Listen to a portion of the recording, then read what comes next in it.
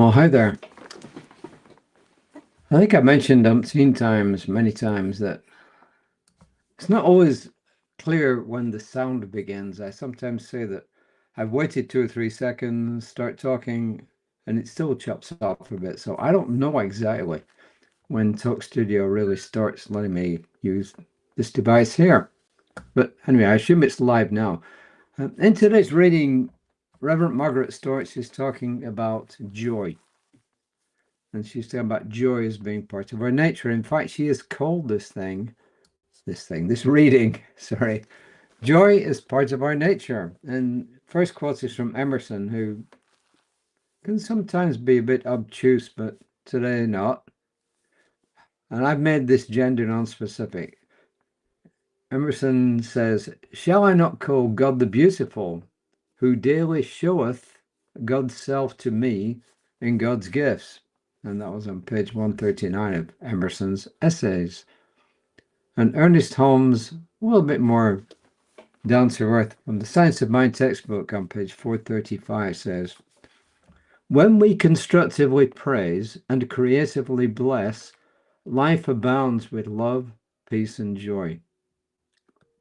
When we constructively praise and creatively bless, life abounds with love, peace, and joy.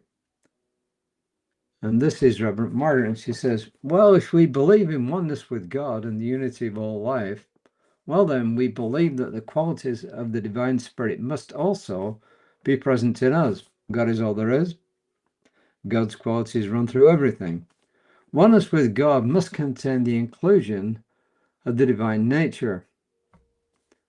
If then we accept joy as one of the infinite qualities, it must organically be present in us as well. She says this makes sense if we think of all the times that we felt joy for no good reason. We can awaken some mornings from a wonderful clarified sleep, and there it is, because joy is just there. And then and I agree with this next statement completely.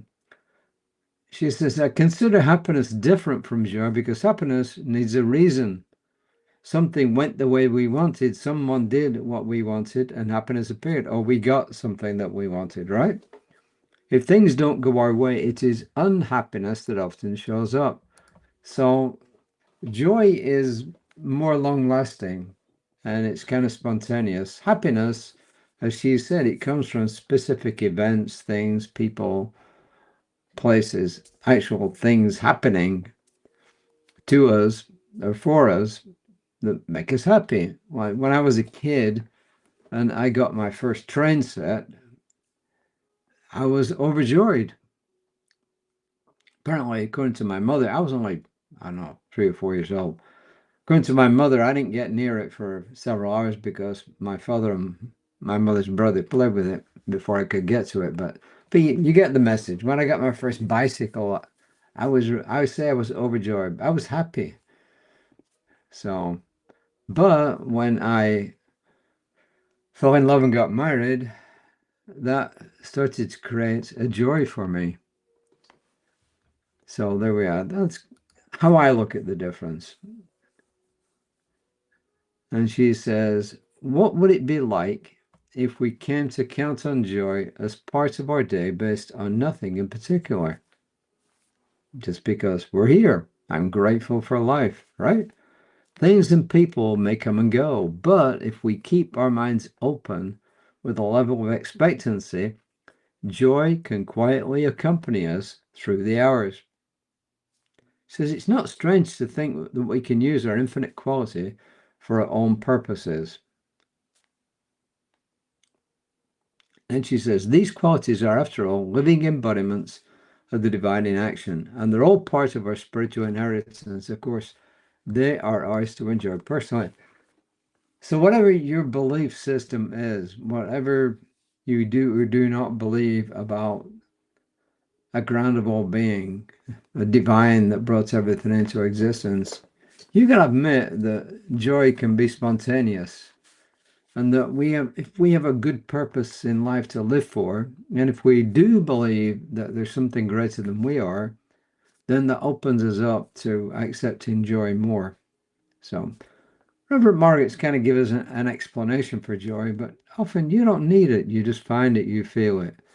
So as I said, I think happiness is kind of short-lived. It's based on particular things or people or events.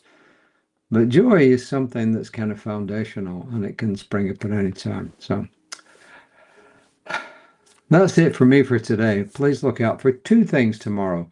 One is a midweek meditation. I don't know when it's going to happen because Danielle Johnson's out of town, but I'm sure she'll get around to it.